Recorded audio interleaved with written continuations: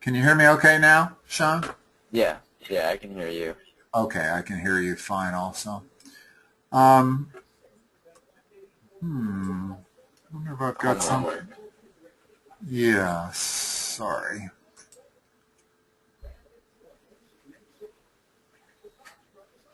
Okay, so you did question one.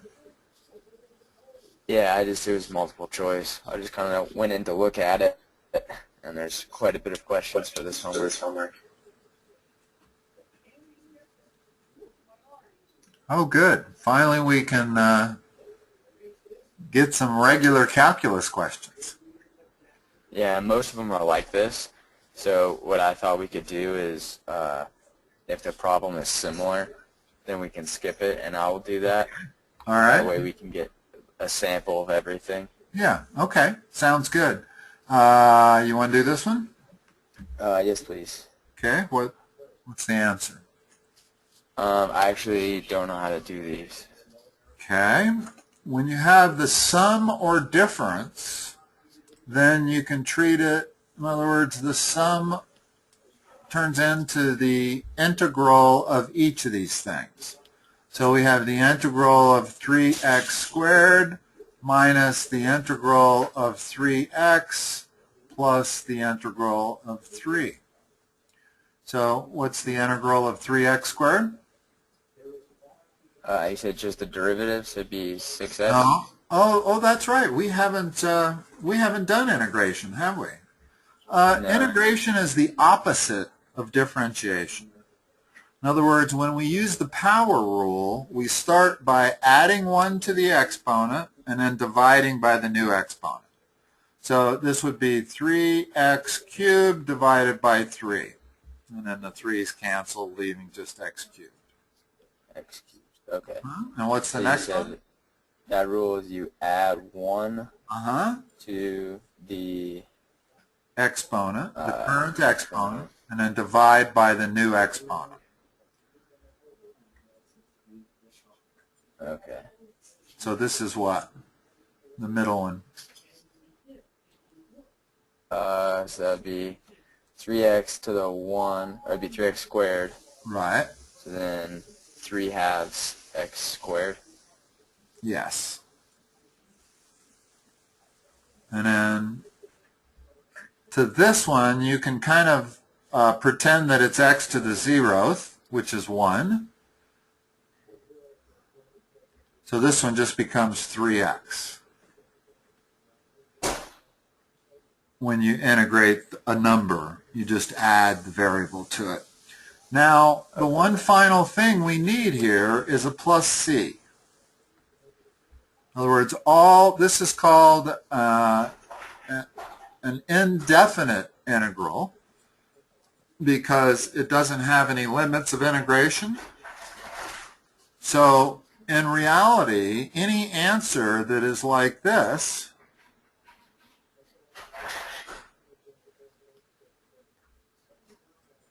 notice that I could have any c, any constant that you want to name, and if I took the derivative of this function, I would get what we started with.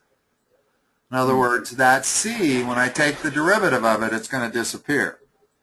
And we're going to have 3x squared minus 3x plus 3. So integration is the antiderivatives of differentiation. Okay, so our answer that we want to put, here let me move this a little bit to the left so I can see it, is x raised to the 3 minus 3 divided by 2x raised to the 2 plus 3x plus c. What happened here? Oh, you have to have it. Yeah. And then you, so 2x and then c. Right. I know. I forget if I'm not looking at it. I don't think that'll work either. Is that the same thing? Yeah. Okay. Notice that it is the same thing. In other words, it doesn't matter if we have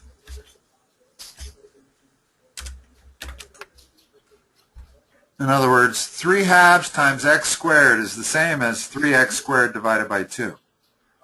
Okay. Okay. All right.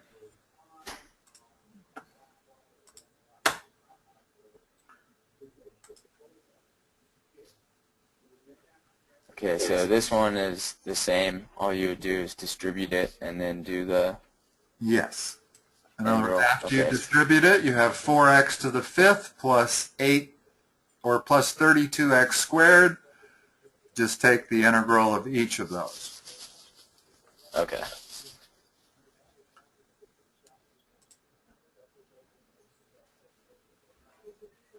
Now this, you want to rewrite it first. How would you rewrite this?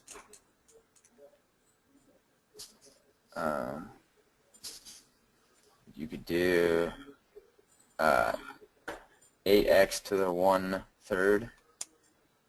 Well, no. If I rewrite this, I've got a 1/8, and I got x to the minus 3.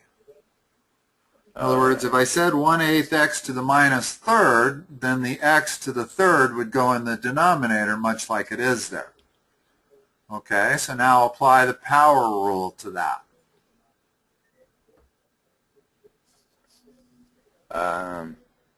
So it would be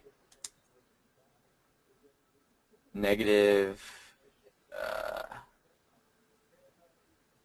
Add 1. 2/3, negative 2/3.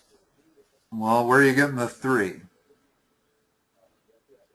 Oh, I thought it was a 1/3 to the power of the 1/3. No, it's to the power of 3. So I'm going to add 1 to the negative 3 to get negative 2, and then I'm going to divide the whole thing by negative 2. And what's that equal to? Minus 1/16 x to the minus 2, or if we give it back to them in the same way they gave it to us,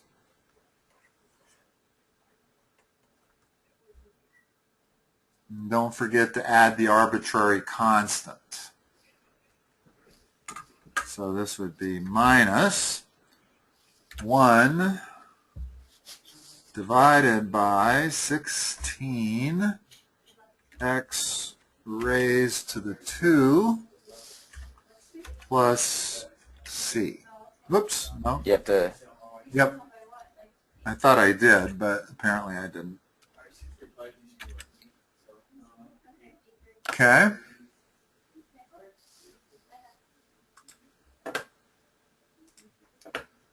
Now, integration might seem easy at this point, but trust me, it's not.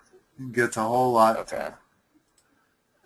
So far, we're dealing with these kind of polynomials. Now, as soon as they start giving us quotients and products, well, we have to, it's a whole lot tougher. This one isn't that tough, but that's because we can do something quite simple to begin with here.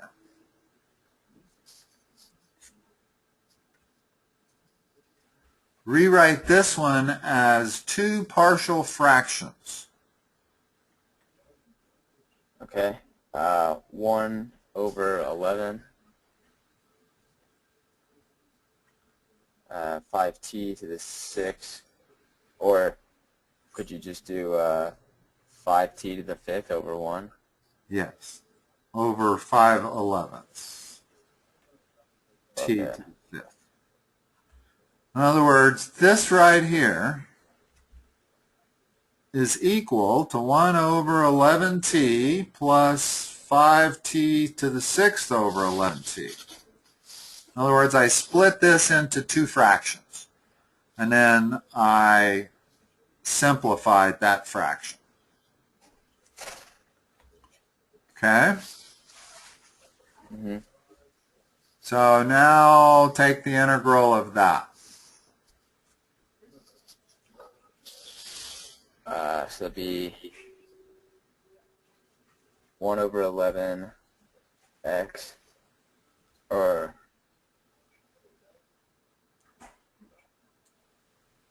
So you add 1 to the exponent. And divide by the new exponent. Okay. So would it just be 11? No. That would result in us having t to the 0th divided by 0, which you can't do.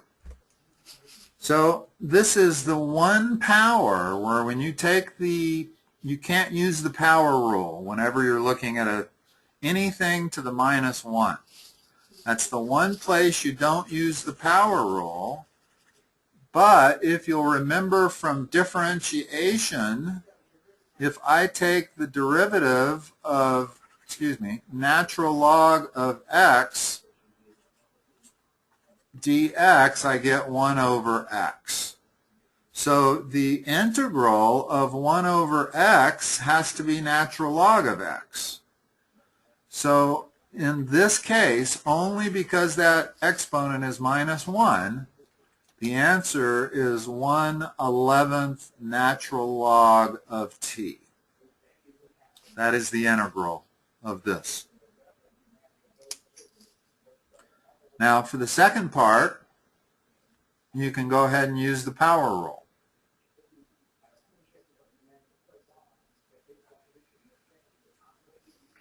What's the integral? What's the integral of that?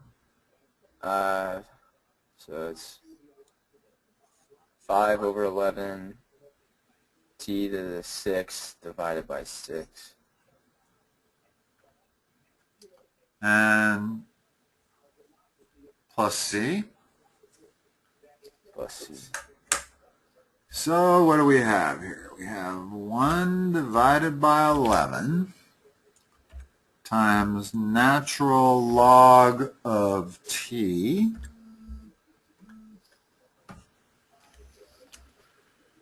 plus 5 divided by 66 t raised to the 6th power plus c. Does that look right? Yes. So let's make sure you get that straight. Integrate that for me.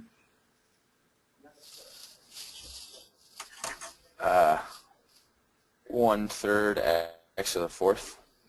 Always do this the same way. Start off by adding 1 to the exponent. Then divide by the new exponent. There's no differentiation taking place. Remember that integration is the opposite of differentiation. It's actually the inverse. Integration is the inverse function of differentiation. Okay?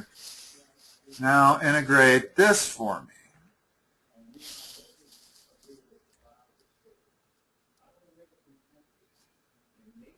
So it would be 1 over x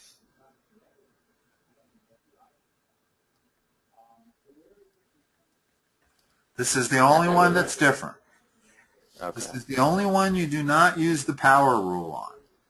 You just have to remember that this is natural log of x. Could it ever be natural log x squared? Well, no. In other words, if this was a squared, then it would be x to the -2, and the integral of that would be x to the -1 divided by -1. Okay, so only when it's 1 over x. Only when it's to the -1. In other words, that was x to the -1. So whenever you see that, the integral of that is natural log of whatever it is. Okay? All right.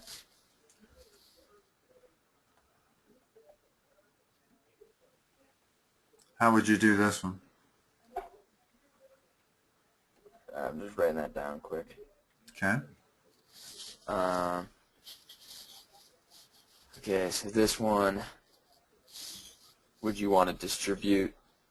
Okay. Go ahead real quick, and I'll write out the function. Go ahead and square that. Okay, so 36 x squared plus 30x plus 30x. Two times. Oh, I'm sorry. Excuse me. Right. So 60x. Yeah, okay. And plus 25. Okay. Now, if I'm going to integrate that, what am I going to do?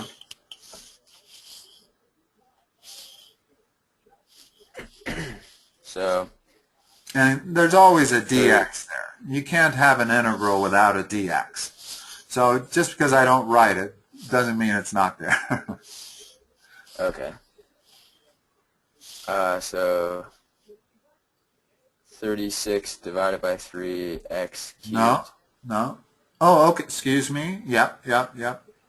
36 divided by 3. You kind of do it in a backwards. In other words, the very first thing I do when I use the power rule to integrate is add 1 to that exponent. So I never would have said it like you said it. I would have written 36x cubed divided by 3. In other words, I use the same sequence of 3 steps every time I do it. I don't try to figure out what that new coefficient is before I've finished adding 1 to that exponent. Okay, I'll do that then. Okay. What's the next part? X squared 60 divided by 2. So can you just do 30 or do you have to have... Yeah, we'll simplify it here after we get them all done. What's the next one? 25x plus c. So our answer is going to be 12x cubed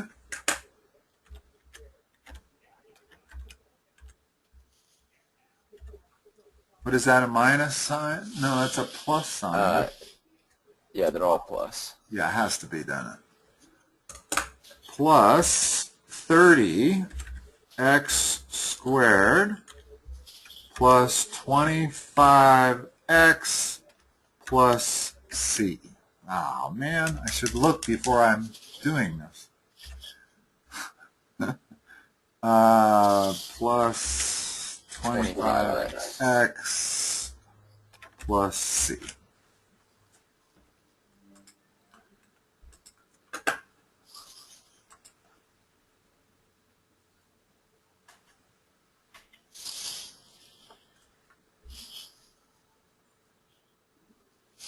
I got this one wrong on the test too. Okay, let's go over this. None of the people that I'm in the class with could figure it out either, the tangent lines. Really? Yeah. Well, the tangent line slope is the first derivative. So if we're looking for the equation of a curve whose tangent line has a slope of that, at that point, function f of x satisfying that, f of 1 equals that. Well, let's find out what f of x is, first of all. If f prime of x is equal to this, remember we're just doing backwards of differentiation. In other words, with differentiation, we would have been given an f of x and had to solve for f prime of x. Well, here they're giving us f prime of x, so I got to solve for f of x. What's f of x going to be? Sorry, I'm just writing this out quick.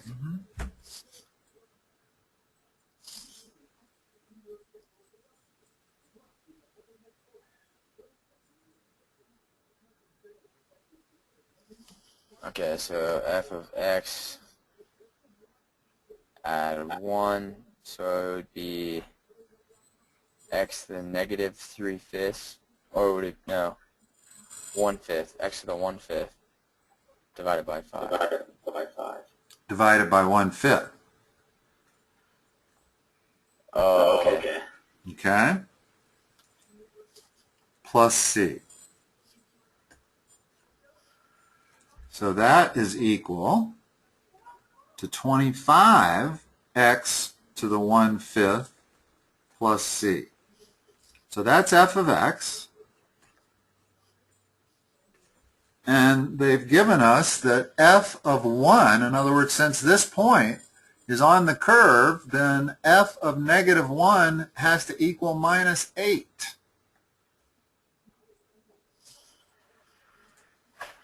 So, hold on. So if f of 1 equals minus 8, well, what does f of 1 equal here? It equals, f of negative 1. It would equal to 25 times negative 1 to the 1/5 plus c. And we know that f of negative 1 equals negative 8. So now I have negative 8 equals 25. Well, negative 1 to the 1/5 is negative 1 plus c. So what does c equal? 17. Now I can go back and write the complete function. F of x equals 25x to the 1/5 plus 17. There's our original function. Notice that if we took this function and we took its derivative and evaluated it at this point, we would get that slope. Okay. Okay, so we need to put it in here. 25x raised to the 0.2, I hope they accept that, plus 17.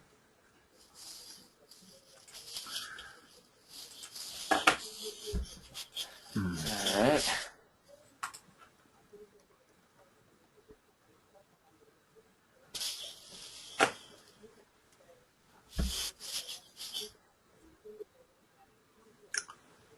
Now we're starting to get back into economics. And as you've already figured out, I'm not an expert in calculus for economics. Some of these I can probably figure out, but others we're just going to have to look at the answer to figure them out. But this shouldn't be too hard. They've given us c prime of x, so c of x is what?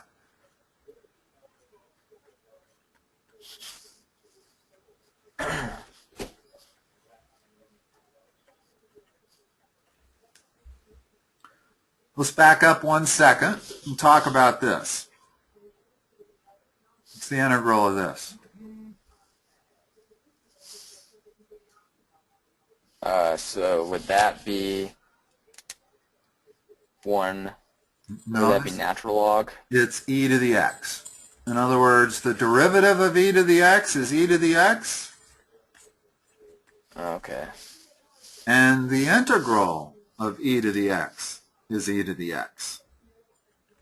So it's the only function other than the 0 function whose derivative is the same as it.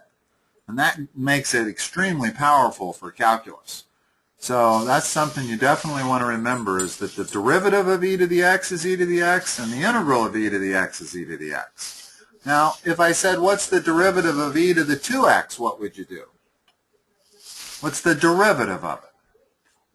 Would it be 2e to the x? It'd be 2e to the 2x.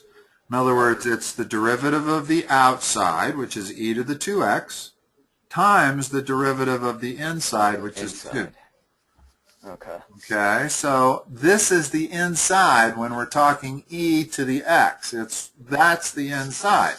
So the integral of e to the 2x works much the same way. It's e to the 2x, instead of multiplied by 2, it's divided by 2.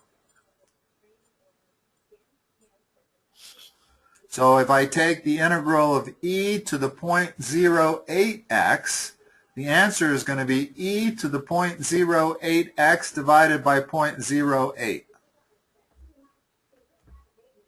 So when you integrate, you divide by the derivative of the inside. So c of x equals 0.03 e to the 0.08x divided by 0.08 plus c. Okay. Now, And that would be consistent just for e or for any no, that's number? just for e. That's just for e. Okay. If you have 2 to the x, it's similar. The integral of 2 to the x is natural log of 2 times 2 to the x. Okay. I think it might be divided by natural log of 2. I'd have to look that one up. Once you get into calculus, you very rarely deal with anything other than e. You just aren't going to find these kind of problems like that.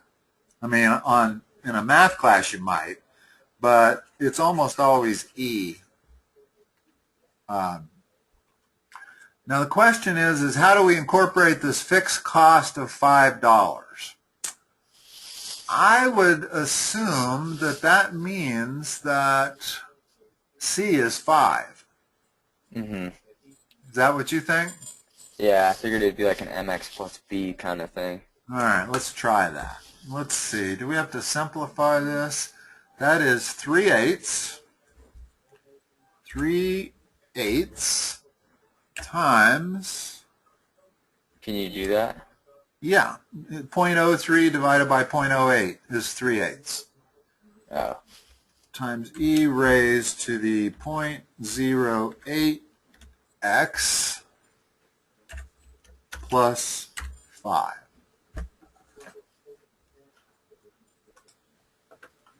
All right.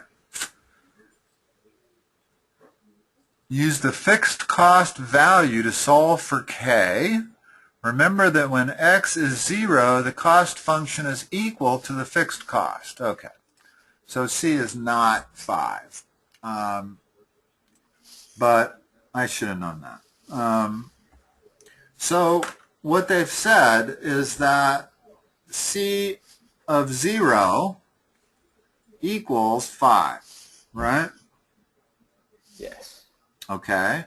Well, C of 0 is 3/8 times e to the 0.080 plus c. Well, any number raised to the 0th power is 1. So now we have 5 equals 3/8 plus c. So c is actually 4 5/8.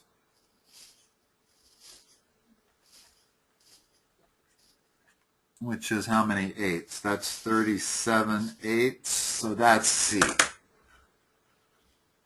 So let's use our second chance here.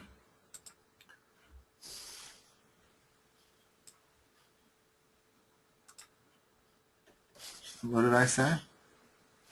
Yeah, I was about to ask that because I didn't write it down. 37/8. 37 divided by 8. Whoops.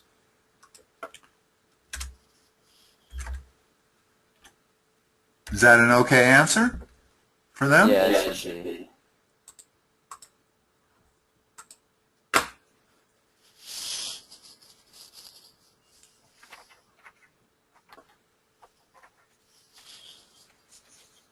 All right, this is a similar thing.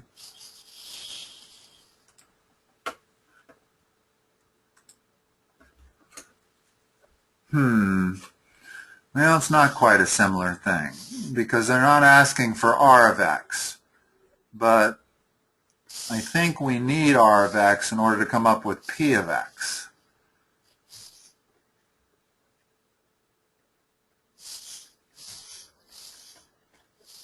What is R of x?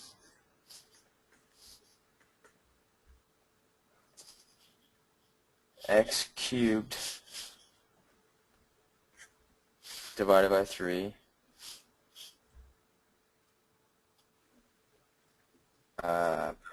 X squared divided by 2. Actually, let me restate that. Always start with the coefficient so you don't forget it. In other words, go from left to right to bottom. So it's Okay, 0.03 x squared divided by 2. There you go. I think that's the best way to do it, at least. Yeah. So rather this is than 1 going over the middle, the 57. bottom, and then the coefficient. Plus C. Now, I'm not quite sure what to do here. Recall that if 0 items are sold, the revenue is 0. Well, if 0 items are sold, so R of 0 equals 0, so C is equal to 0. So the revenue function is merely no C. Now the question is, what's the profit function? What's the relationship between the P of X and R prime of X? Find the demand function for the marginal revenue function. So we have the revenue function. Do you know how to get P of X if we know R of X? No. Now let's go ahead and put this in and it'll tell us.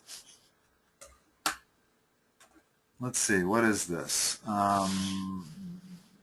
If I want to reduce this, it's 0.02x cubed minus 0.015x squared plus 157x. Let's try putting that in and see what they tell us. They should tell us at least what the formula we're going to need is.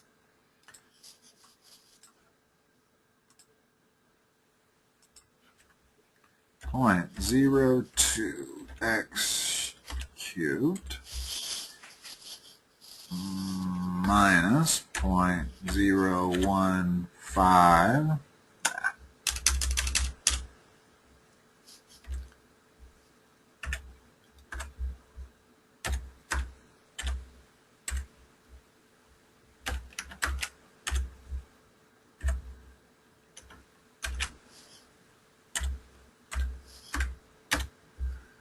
Well, that's R of X. I don't think that's the right answer, but okay. First find R of X, and then find the specific value of C. We did that. Recall that the revenue function equals the number of items produced times the demand function. So R of X equals X times the revenue function, so P of X equals this divided by X. So if we take away 1x from each. Yeah. So we take away that one, and we take away that exponent, and we make that exponent 2.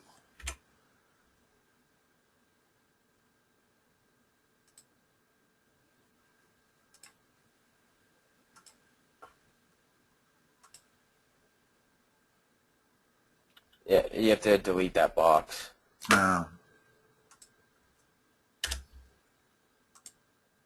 One more. Okay. Is that what we wanted? Yeah, we divided everything by X. So the demand function is the revenue function divided by the number of units sold. Okay. Let's see if I can remember that.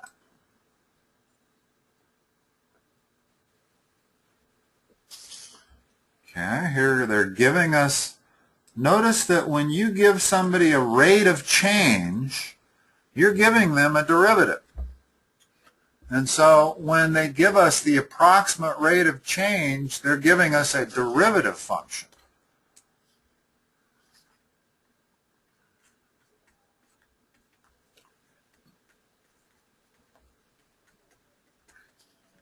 So what's f of t? Just a second, I'm writing down that question. We don't have access to this during the test, so it's nice to have like pretty detailed notes. Okay. I have been posting all of these sessions online, so if you ever want to go back and review them to get some of this, that you can do it. Oh yeah, I did forget that you do that. Uh-huh. In fact, Okay. I can, before we sign off today, I'll copy and paste the link in there if you don't have it anymore. Okay. Yeah. So this will be 7.4 t squared divided by 2. Yeah. Finally got it. And 15.4 x. T. T, yeah. Okay. What else? Plus c. Okay. And that's going to be vital because T represents the number of years since 2000. So when T is 3, f of T is 8.9 billion. So in other words, f of 3 equals 8.9 billion, and f of 3 is equal to what? Let's see, that is 3.7. 3.7. 3.7 times 3 squared minus 15.4 times 3 plus c. In other words, now we only have one variable left, that's c. That allows us to solve for c, and then we will have our function.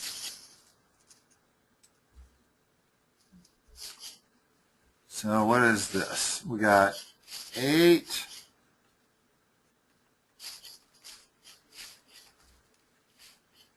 equals 9 times 3.7 is 33.3. You better check that for me, though. In fact, if you have a calculator, why don't you do these, because I'm just doing them in my head.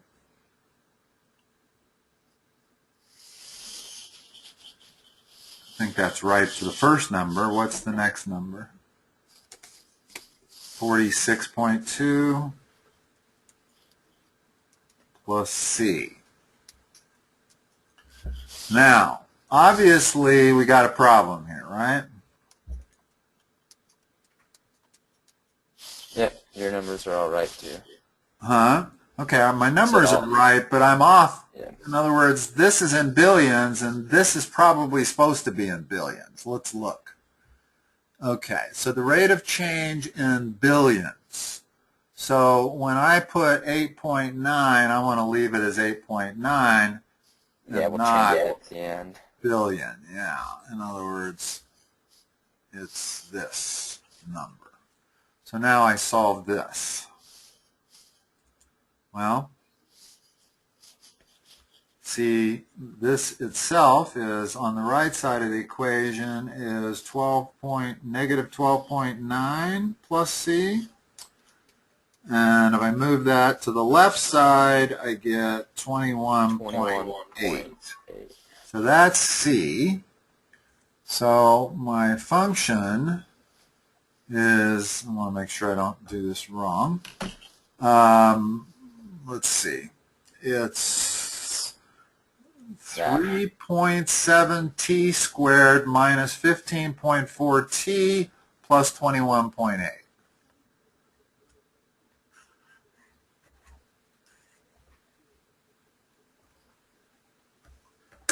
Three 0.7 t squared minus 15.4 t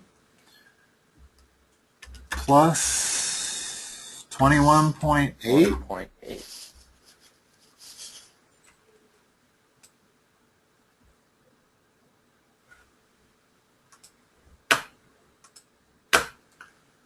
How many monthly text messages were there in 2009? So what are they asking for? So I just plug a 9 in instead of a 3. They're asking for f of 9. Okay. So plug in 9 there and come up with an answer.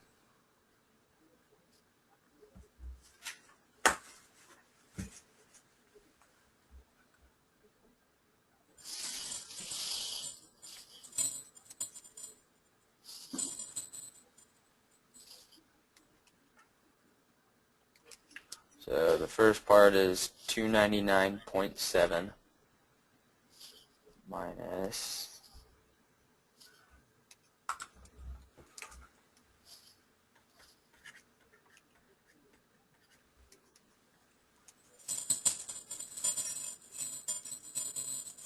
so the final answer is 161.1.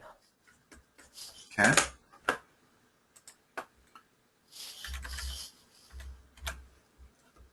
That's a big increase.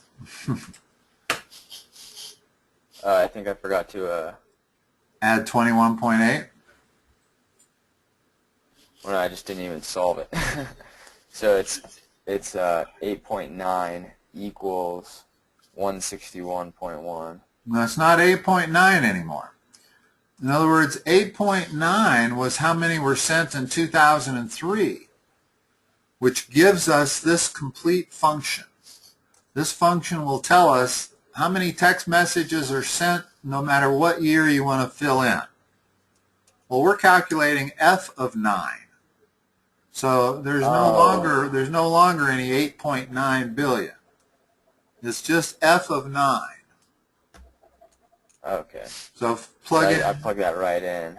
Plug in 9 for t and come up with an answer for all three, for the f of 9.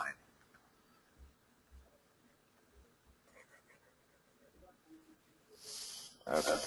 So in that case, it would be 161 plus 21.8, 182.9.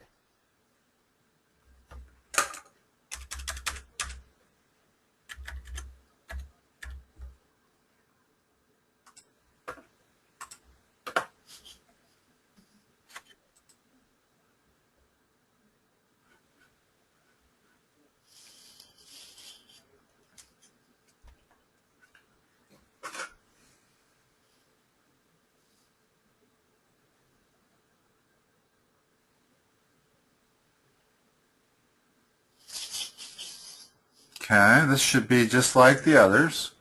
We want to find the n of t, first of all.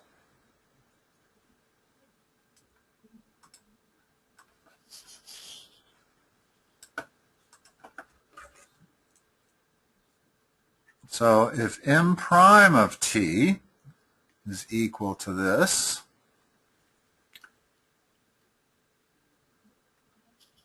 what's n of t equal to?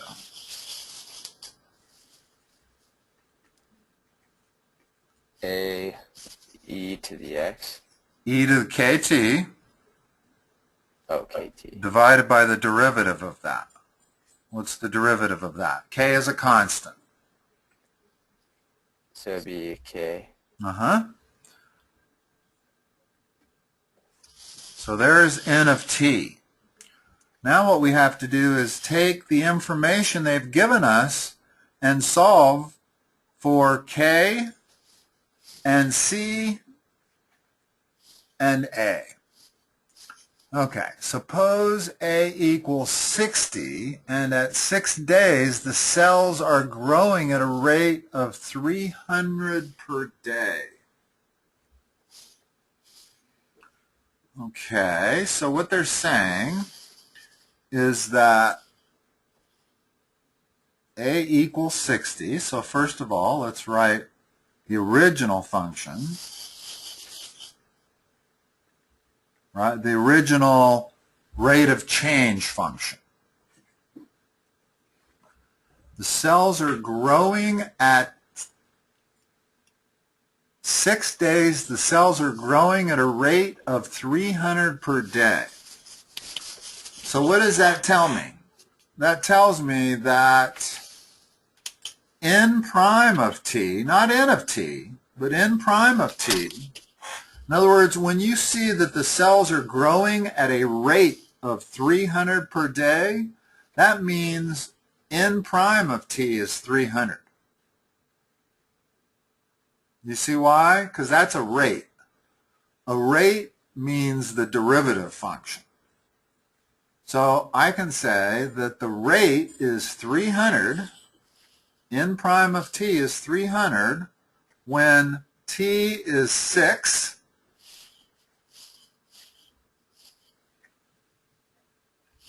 and solve for k.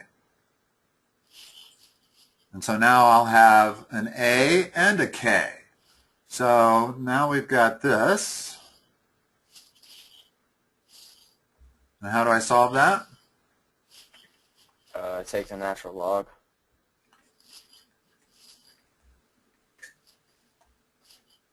So k is equal to that. So now we know A, we know K, and we still don't know C yet, but they've given us more information. Find a formula for the number of cells after T days, that means N of T, not N prime of T, given that 400 cells are present when T equals 0.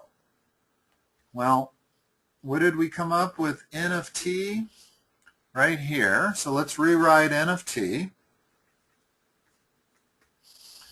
equals 60 times e to the kt. Well, k was natural log 5 divided by 6.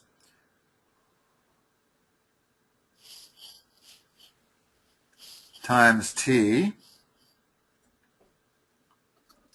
all divided by k, which is natural log of 5 divided by 6, plus c. And so here's my function for the number of cells that are present at any point in time, but I still need to solve for c. And what they're telling me is that when t equals 0, the number of cells that are present is 400.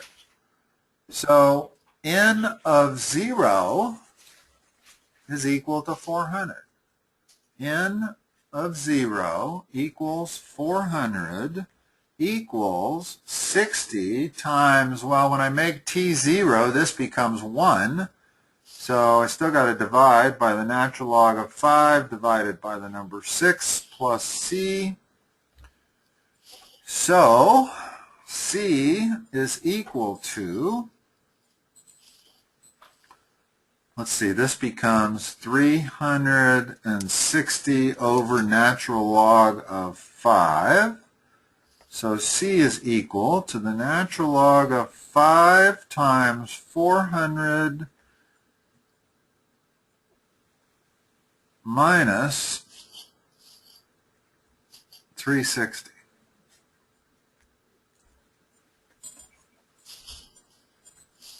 Did I do that right? Solving for that? No, I didn't. No, it's this. It's 400 minus 360 over natural log of 5. That's C.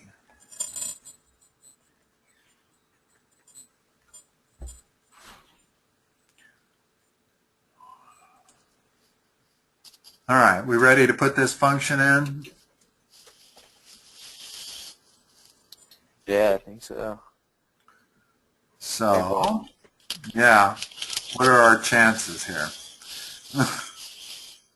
Let's see, let's start with, let's rewrite it first down here so we know what we're going to be writing. I got C, so I can erase this. So N of T is equal to, let's see, if I flip this and multiply, I get 360 divided by natural log of 5 times e to the natural log of 5 all divided by 6 times t plus quantity 400 minus 360 divided by natural log of 5. Now, the question is, do we want to use numbers? Round any numbers and exponents to 5 decimal places. Round all other numbers to the nearest tenth. Okay.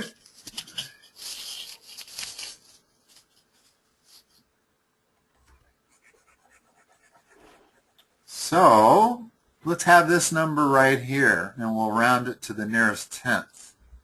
360 divided by natural log of 5. Okay.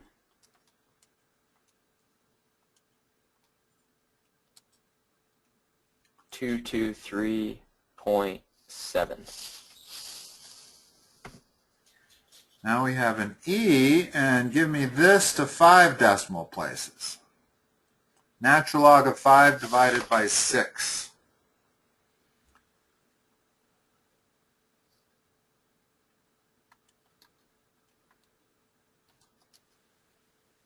Five decimal places. Uh-huh. 0.26824 times T plus, and let's have this number to the nearest tenth. Let's see, we know that 360 divided by natural log of 5 is this number here, so we really need to do 400 minus that number, which must be 176.3. Yep. All right, so now we're ready to write in the answer. That should be our answer.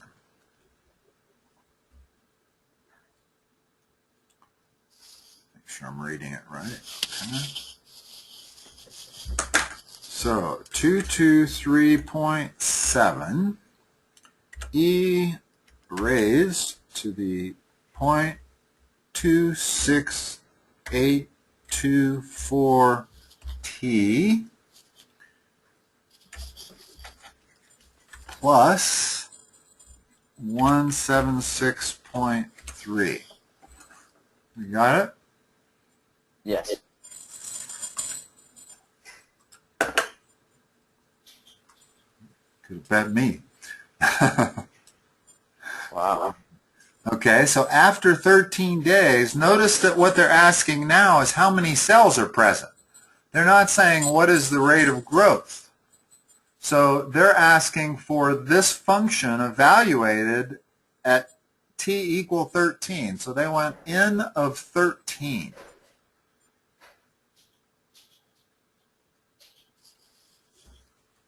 Can you do that on your calculator? Yeah. Round to the nearest whole number.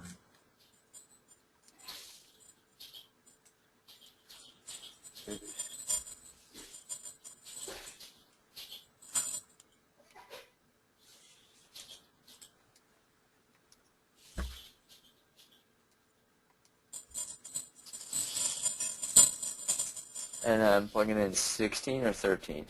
13. In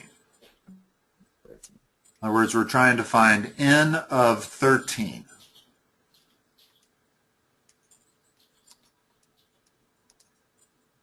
To the nearest whole number, it says? Yeah. Okay. So the final answer is 7489.42. Round to the nearest whole number. So just 489, I think. 7489? And that's right, 7,489? Yes. What are you barking at? Huh? What you barking at? Okay.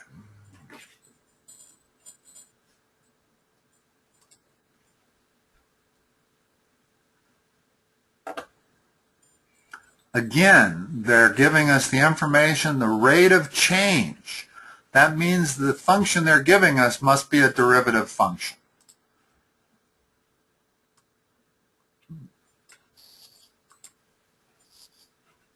That might seem a subtle thing, but it's actually very important.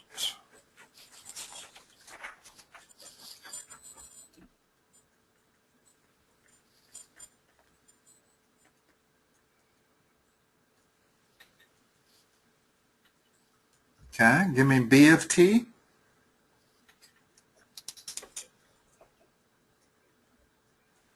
.0819 t cubed divided by 3.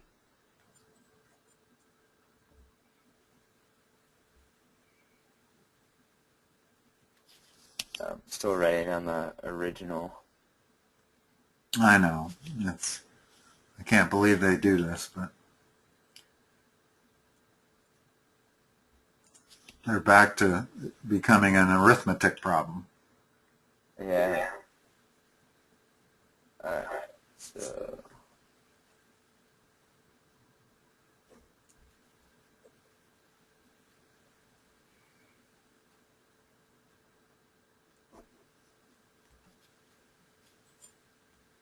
plus C.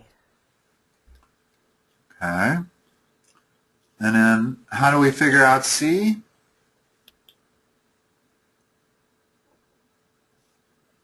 Well, we can move everything to the other side, right? No. In other words, they're giving us the b of t when t is 0. In other words, they're giving us b of 0 is this number. So b of 0 is equal to 872.9 because it's in thousands of degrees. Okay. And b of 0 is equal to what? Well, this term is 0, this term is 0, this term is 0. That's equal to C. So now we go back and replace C with that number.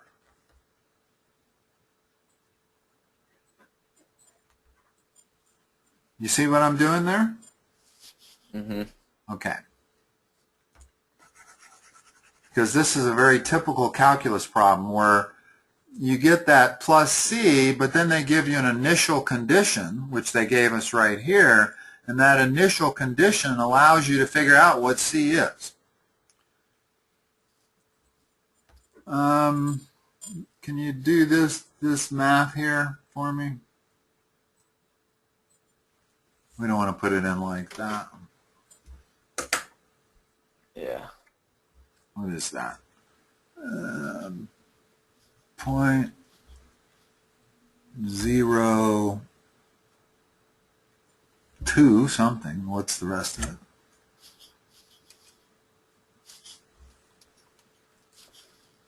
Oh, I got lost. I'm putting in. We're dividing 0.0819 by 3. Oh, okay. 0.0273. And then that's t cubed. And the next one is 0.731. 0.731 t squared plus 16.45 t plus 872.9.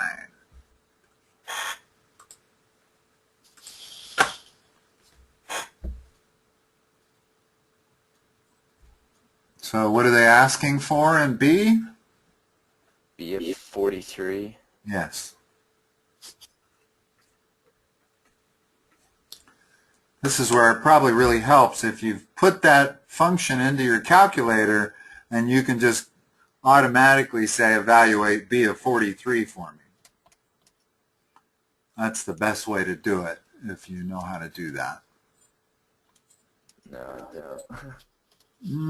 I'm trying to remember if I know how to do it. You have a TI-84? Yeah. I think there's a solve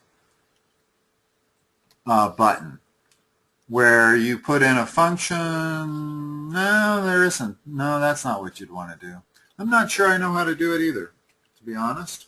Okay, I know it so can be done, but well, the number I got is nearest integer, so 1708.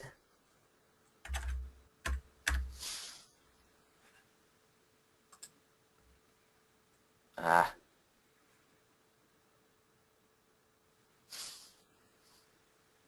we got to multiply by 1,000. Oh.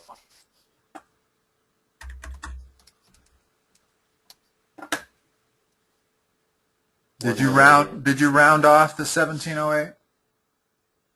Yeah, it's still that's the right answer. This Actually no. Now it's 1,708,272. Okay.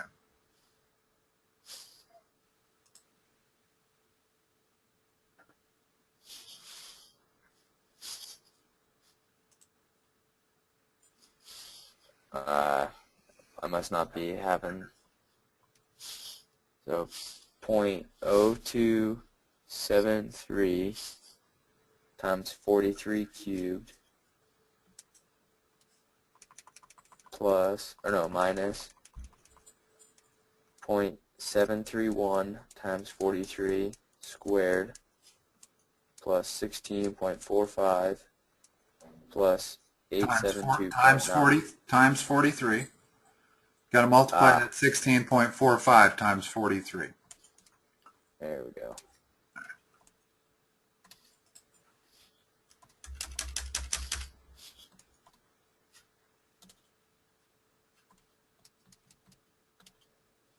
Alright, so it is 2,399,172.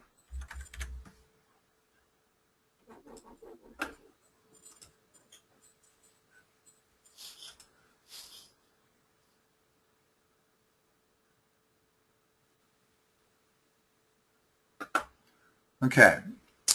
A of t is the acceleration function. That's the second derivative of position. This is the position function whenever you see s of t. It means if you have a particle that's moving, that's where it's at any point in time.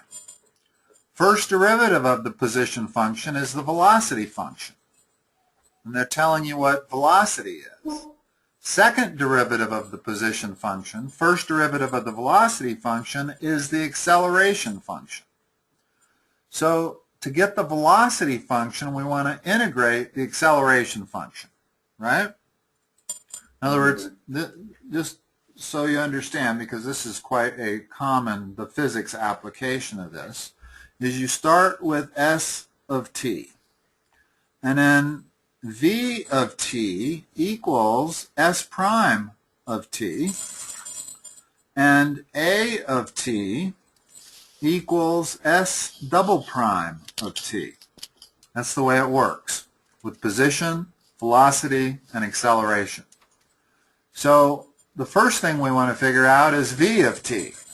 We can't figure out s of t until we integrate this function, figure out c, and then integrate that function to figure out s. So we're going to start. Okay. We're going to start with this.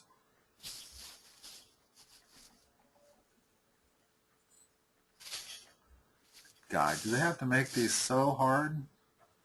I mean, can't you learn the same principle without having the ridiculous algebra? So let's integrate this. In other words, let's figure out v of t is the integral of a of t. It's the antiderivative of that.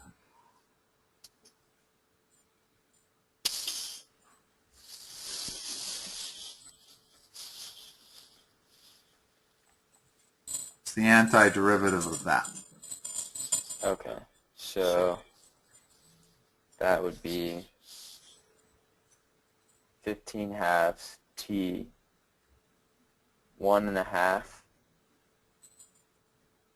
divided by 1.5. So multiplied by 2/3.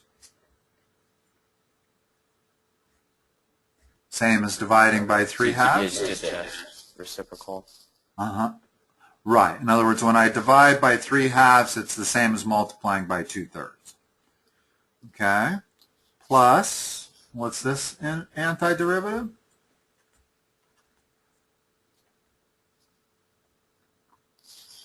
Sorry, I'm doing a piecewise of what we just did. Okay. We'll simplify it all afterwards. You don't have to worry about simplifying it as we do it. I think that probably lends more chance for error if you're doing it that way. I prefer to write it out and then simplify. Okay. And then that one would be 4 natural log No. t. Remember, the integral No, of e to the x is e to the x, E to the x.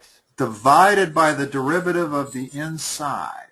So there's the integral of it, but I got to divide it by -1, which changes that to a minus, plus c. So there's my velocity function. Let's write it again. And I'll simplify it. So I have 5t to the 3 halves minus 4e to the minus t plus c. And now they're telling us right here that v of 0 is -4, so that's going to allow me, that's an initial condition for velocity, which allows me to calculate c. So -4 is equal to what? That's going to be c. No, notice that when we plug in 0 for t, that doesn't go to 0 anymore. This goes to 0, but the middle term does not. Middle term goes to what? Well, e to the 0 is 1, right? Correct. So that's -4 plus c. So c is equal to 0. 0. Okay. So now we have our velocity function. Take away that because it's 0. And now we want the position function. Well, the position function is the integral of the velocity function. So integrate this. Okay. So 5t to the 4 halves. 5 halves. Got to add 1.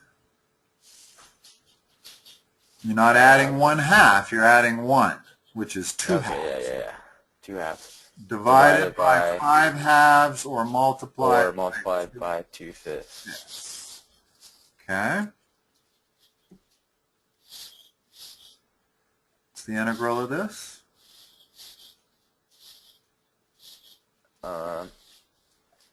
-4e to the -t divided by -1.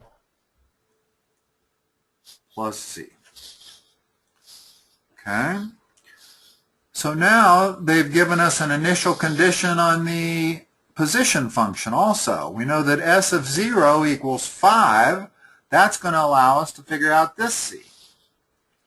Because s of 0 is equal to 5, which is equal, well, the position function is 2t to the 5 halves, so that stays at 0. But I still got, when I plug in 0 over here, I still got a +4 plus c. So in this case, c is equal to 1.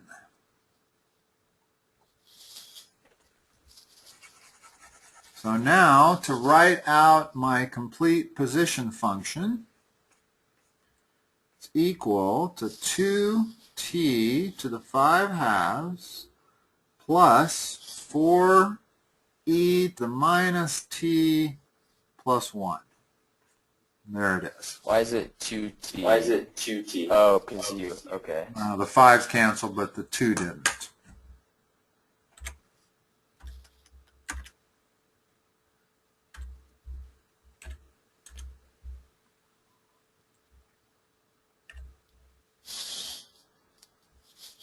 You got to do that twice in a situation like this.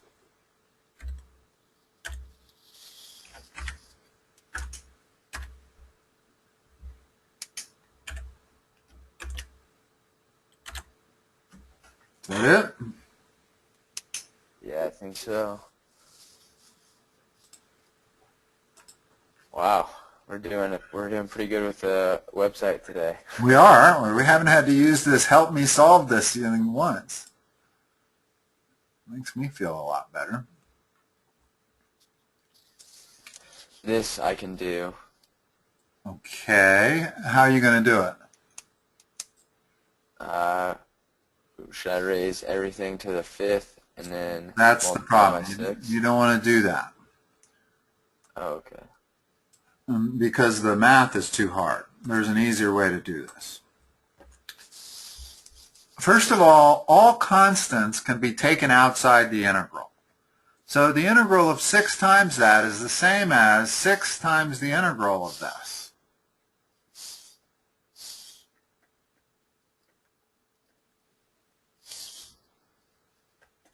Okay?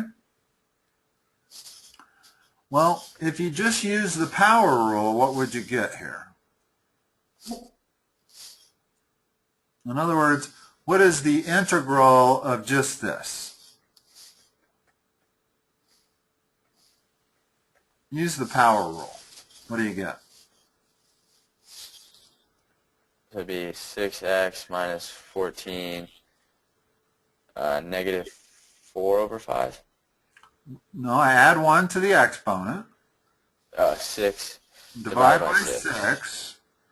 But now I got one other problem going on. Notice that if I take the derivative of that, I have to take 6 times this to the 5th power multiplied by the derivative of the inside, which is 6. So if I took the derivative of what I have in the square, I don't get that. I got to divide by another 6. And the reason I have to divide by the other 6 is because the derivative of the inside is 6. So it's really 6 times 6. And just to verify, so you see... And that's because you pulled it out? That's because really, when I look at that, I'm going to say u is equal to 6x minus 14. And what I'm really doing is taking u to the 5th and integrating that. That's going to be u to the 6th divided by 6. But then I also need to divide it by the derivative of this, which is another 6. The derivative of u is 6. So I have to divide this whole thing by 6. But to convince you of it, let's take the derivative. Now don't get confused by this 6 that I took out of the integral. That's another thing I hate about this, is they put nothing but 6's in here, and if somebody's really trying to explain it to you, there's 3 different 6's. Why do they do that? Why don't they make it a 4, a 5, and a 6 so you can understand what's going on?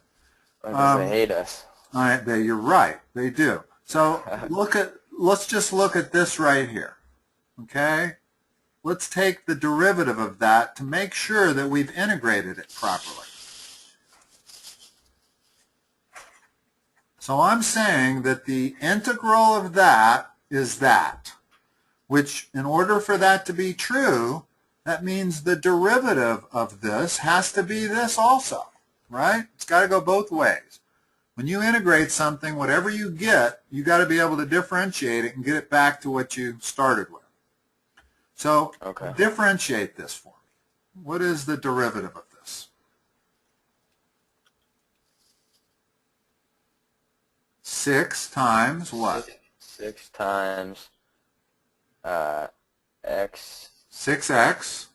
6x minus 14 to the 5th. The 5th divided by 36 times what? Times 6x minus 14. The derivative of that, just another 6. In other words, we've got to multiply 6. the whole thing times another 6. Well, guess what happens when I do that? Those cancel, and I'm left with 6x minus 14 to the 5th power. So there's the evidence as to why we have to integrate this thing the way we did.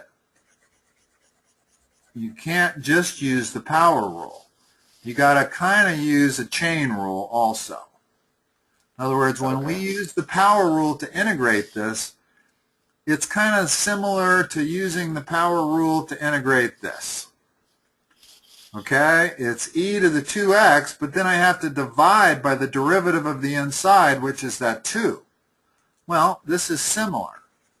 It's 6x minus 14 to the 6th divided by 6, but then I have to divide everything by the derivative of the inside, which is that 6. Okay? So, the integral of this thing, we still have that 6 that was outside. So we still have to multiply this by another 6. That cancels with that one. And what we have is 1/6 times 6x minus 14 to the 6th power plus c. I've done it right, and if I haven't made any mistakes, what is that? 1/6? 1/6 times 6x minus 14 raised to the 6th power plus c.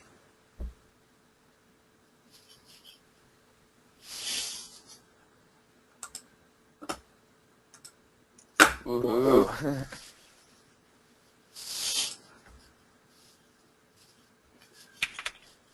Okay. It seems like the not necessarily the difficulty, but the amount of work is the same for these problems as the other homework, but they're not as algebraically. The difference is this is calculus. This is pure math calculus.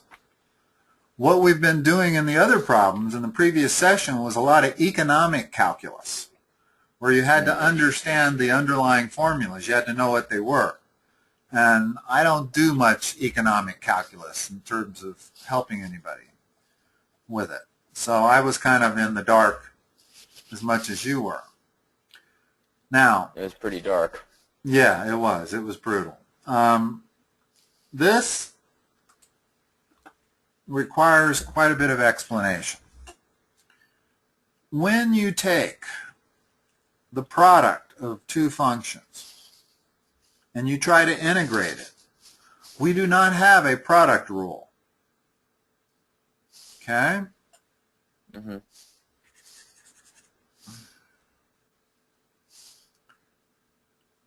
What you want to look for to figure out how to do these is if the derivative of the inside, notice the inside is minus t to the 9th, if that is t to the 8th, everything's going to work out fine. Let me show you exactly how I'm going to do this.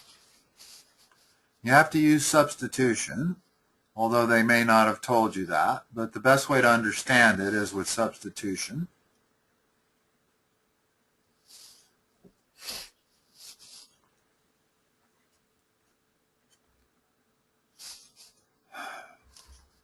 Let u equal minus t to the 9th. Okay? What's du dt? In other words, in order to integrate this whole thing, we're going to have to differentiate. Integration, most of the time, you do as much differentiation as you do integration when you go to integrate certain functions. It's all about doing both.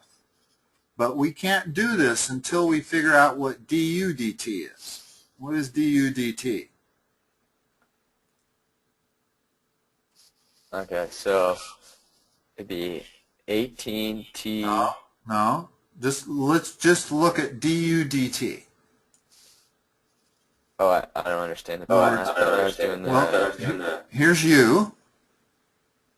Now we need du dt. And I'll explain why, but tell me what du dt is.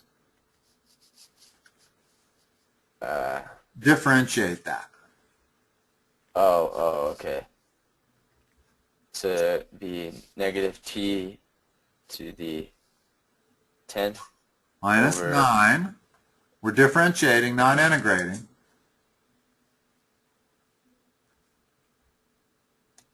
Oh, okay. Yeah, I have my terms mixed up. That's okay. It happens to everybody. When you go from differentiation to integration, and then they ask you to go back and forth, it's hard to keep it straight. But Yeah. the truth is that most integration problems, you do as much differentiation to solve them as you do integration. Okay? So I can now say, if I want to solve for, I'm going to go through this the slightly hard way just to get you to understand what we're doing here. If I solve this, if I continue on here and treat it as a differential equation, don't follow me, say something. You with me? Mm-hmm. Now I'm going to solve for dt, which is equal to du divided by minus 9t to the 8th, right? Okay. Okay, now I'm going to turn this whole integration problem into an integral of u. Well, I still have that, but this whole thing here I let equal u. Yeah, excuse me. Because it's e. That's all right. I can handle it this way. I just realized. Okay, and for dt, I want to substitute that, right? In other words, I cannot do an integral of u if I've got a differential of dt. So I have to substitute for dt also. Well, dt is equal to du divided by minus 9t to the 8th. And Okay, how nice, we're going to be able to get rid of the t variable, which we have to do because otherwise we can't do this problem. So now we have this. Now I can integrate it. That's minus 2e to the u. Well, now we go back and substitute for u, which was minus t to the 9th power plus c. So that's how we integrate when you have a product of two things. Okay. I'm sorry that this one is so complicated. I'd rather give you an easier one to catch the concept. But this I got it. I just want to go through and write it down. Okay. I followed the whole way through. Just let's having back up a step because it's worth learning a shortcut where I can eliminate two of these steps. Okay. Okay. Have you written all this down? No. You want the part on the right is the important part. Okay. Because once you do the part on the right, now we can just go back and substitute for everything we know. Okay, go ahead. Okay, can I erase it? Yes. Okay. So we got down to this part right here. Rather than solving for dt, hold on.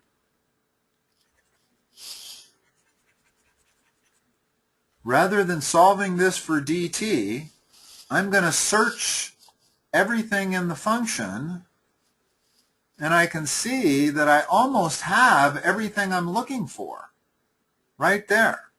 I've got, what if I divided both sides by negative 2,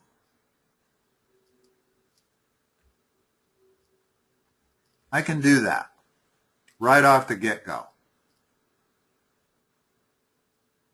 Now, this is this might look like a harder way to do this, but trust me, it's not. You'll get used to doing this.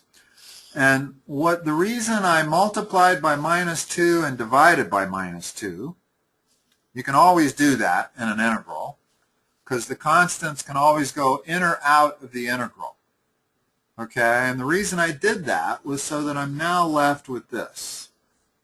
Minus 9t to the 8th e to the u dt.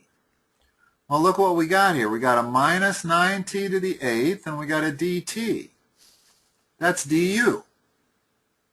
So now all I have to do is replace the minus 9t to the 8th dt with a du. So now I get to the same place that I got with 2 extra steps immediately. I actually followed the other way a lot better. Well, the reason I gave you the other way is because it is easier to understand what's going on. And I did it the hard way for about 2 years. And finally I had a calculus student who had been taught to eliminate 2 of those steps. And so I learned to do it the quicker way, but the way that's a little harder to understand. I don't mind doing it the hard way every time we do one of these problems. That's yeah, perfect. Because I just want to write out. I have it so far. I have du over negative 9t to the 8th equals dt. So I was just plugging it back into the integral. Okay. So if we could write from there. Okay. Let's go through that again. U was equal to minus t to the 9th du dt is equal to minus 9t to the 8th du equals that. I just move the dt over there. And now dt is equal to du divided by minus 9t to the 8th. That's equal to dt. So now I go back and substitute everything in. So now when I do this, I go ahead and write the 18t to the 8th. Because notice I can no longer handle the variable t. I'm going to have an integral of u.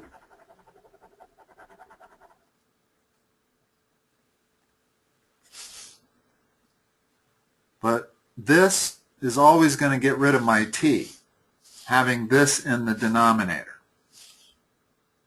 You with me? Yep. So this is equal to minus 2u du. Excuse me, minus 2, that's e to the u. God, I keep leaving out the e. Pardon me.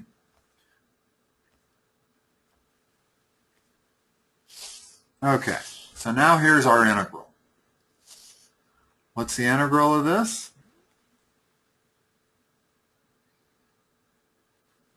Remember, we're in u at this point. Just minus 2e to the u plus c. Now we have to go back in and substitute for u. So our final answer is minus 2 e to the minus t to the 9th plus c.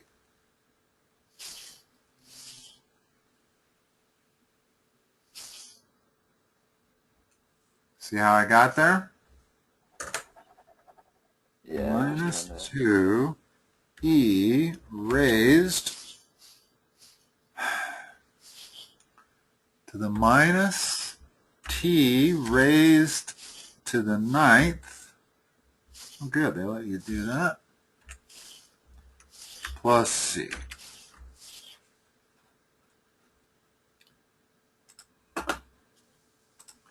Now, this is a fairly regular thing you have to do in integration. So I want to make sure you understand exactly what we did here. I hope they give us another problem that requires us to do a similar thing. Well, it's 7:30. Oh, okay. Well, we can stop for now and then pick up later. But I want you to notice one thing. When I looked at this, I immediately saw that the derivative of the inside was going to be the same exponent of t. And what I know after having done many of these is that the derivative of the inside ends up in the denominator. Notice that the derivative of the inside minus 9t to the 8th ended up in the denominator, canceling out that t to the 8th that was going to present a real problem for us. Oh, okay. I see. So that's what I search for. If I know I'm going to have to use a u substitution here, then I want the derivative of u to be next to the thing. Okay, So that I know totally that follow t now. to the 8th will disappear. Okay. If this was a t to the 7th, we could not integrate this. Okay. That's how important it is. If this was 18t to the 7th, we would not be able to integrate it. Okay. And there are lots of functions you cannot integrate. This has no antiderivative. Minus e to the minus x squared there's no function you can find in the universe whose derivative is equal to that. So there's lots of functions that can't be integrated. It's not uncommon at all to have a real complicated function, and it is hugely difficult to integrate it. That's why there's 7 different methods of integration, and all of them are hard. I mean, differentiation is like algebra 1 compared to integration, which is like trigonometry. That's how much harder integration is from differentiation.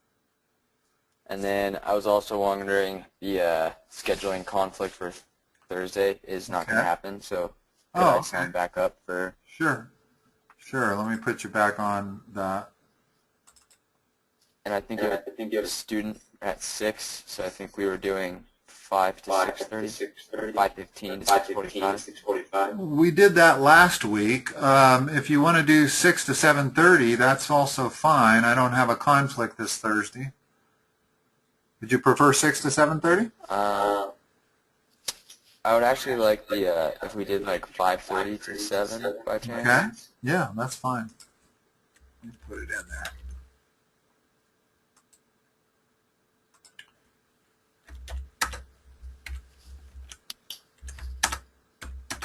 I like that time better than 6 to 7:30 anyway. Yeah. Let's see. That's 5:30 to 7.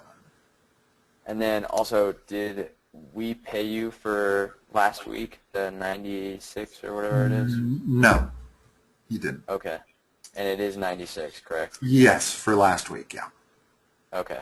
So we'll do that, and then this weekend we'll get you for this week. Okay, sounds good. And I will talk to you at 5:30 on Thursday this week. All right. Thank you. Okay, Sean. Bye-bye. Bye.